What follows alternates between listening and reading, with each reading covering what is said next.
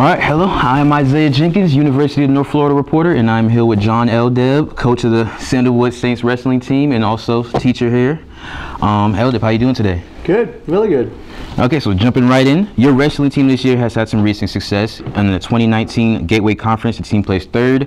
In the Arlington Invitational, you guys placed second, and just a couple of days ago, you did beat Bishop Snyder, undefeated, went 5-0 against them. How was that last event, and what can you attribute to your team's recent success? I think most of it is the kids finally buying into the scheme that myself and my assistant have been trying to cultivate, the culture that we're trying to make about a winning program. As nice as it would be to win the conference, which is one of our goals for this year, we came up a little short. But our real goal is to get a couple of kids to state, try to get them to place the state.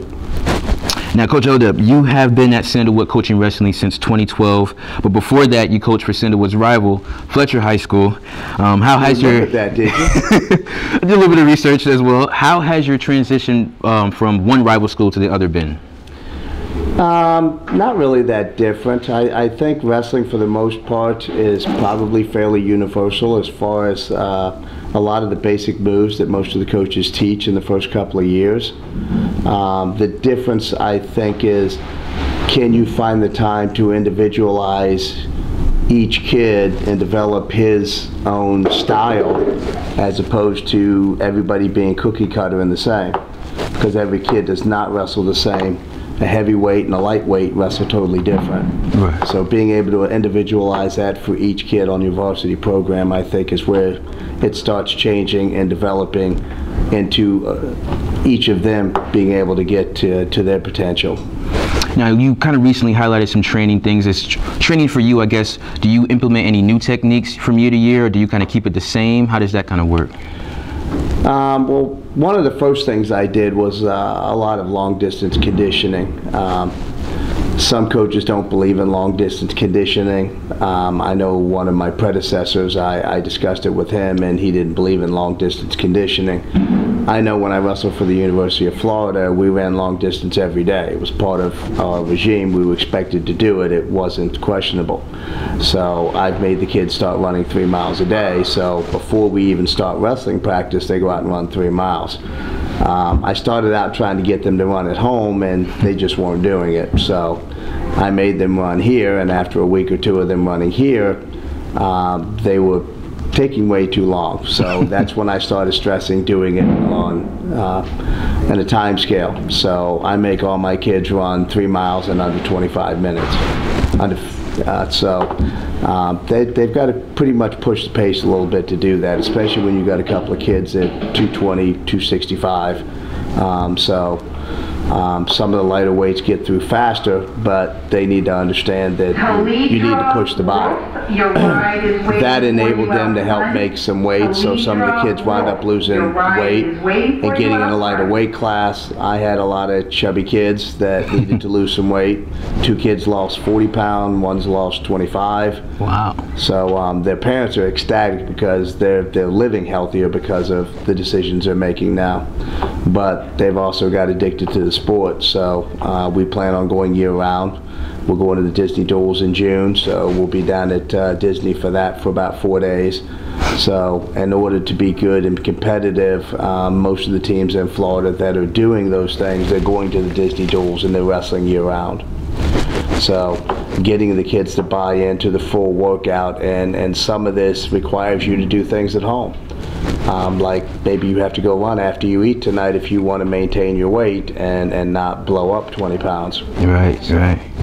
Now, prior wrestling team members, Hayden Rollerson and Cameron Bell, both were good friends of mine, both graduated alongside me. Unfortunately, they both passed. As a coach, whenever you coach your students here, do you ever try to, I guess, instill any life lessons or give them anything more than just wrestling the sport? Well, I mean, I've told every kid on the wrestling team that if all I ever did was coach you in wrestling, I'd be a crappy coach, and I do believe that. The same thing holds true in the classroom. I mean, if all I did was teach you math, then again, I think I'd be a crappy teacher. hopefully I can teach some life skills in there that you can take on and use later in life.